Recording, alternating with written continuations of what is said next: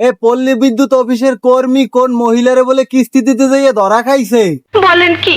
আর না কিস্তি না মানে মানে পরকীয়া করতে যেয়ে বলে ধরা খাইছে।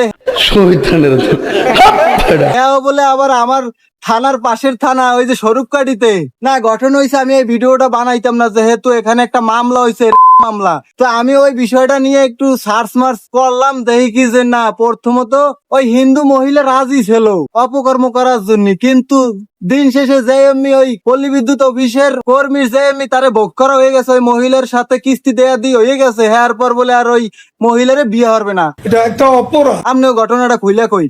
ঘটনা হয়েছে কি, পল্লী বিদ্যুৎ অফিসের কর্মী, পল্লী বিদ্যুৎ অফিসের পাশেই এই মহিলার বলে চার দোকান আছে, আর ওই চার দোকানের পাশে একটু যাইতো আইতো যাইতো আইতো হেন্দা হেগো ভিতরে বলে প্রেম প্রীত ঘটনা ঘটে।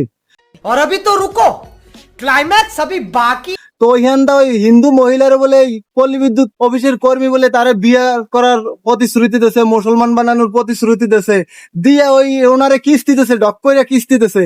কিন্তু ওই হিন্দু মহিলা হেরে বিয়ে হতে কয়, পরে আর ওই পল্লী বিদ্যুৎ অফিসের কর্মী হেরে আর বিয়ে হতে চায় না।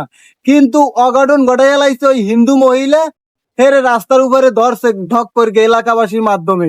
আর এলাকাবাসী মাধ্যম যে অমনি এটা বিবেচনা করে দেখতে আছে যে না এখানে একটা অপরাধ হয়েছে, এখন অমনি থানায় যাইয়ে মামলা দিছে মামলা। না আমি বাংলাদেশের এই আইন দেখি একটা সুদলিং পং হয়ে গেছি, যে জায়গায় দুইজনের ইচ্ছা মোতাবেক হেয়ের পরেই কিস্তি দেয়া দিয়ে হয়েছে, সেই জায়গায় আবার মামলা হবে কেন আমি বুঝলাম না। একটা জরিমানা হোক বা অন্য ধরনের একটা মামলা হোক, এখানে মামলা হবে কেন?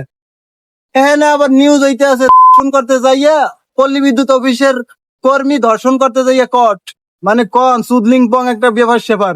দুইজনের ইচ্ছে থাকতো, এখন এই জায়গায় ধর্ষণের মামলা। না ভিডিওটা করতাম না, আমি ভিডিওটা জাস্ট এই জন্যই করতে আসি যে সবার ভিতরে একটু চা পাওয়া থাকে, যে এমনি ধরা খায় ওইটা রেপ মামলা হইয়া যায়।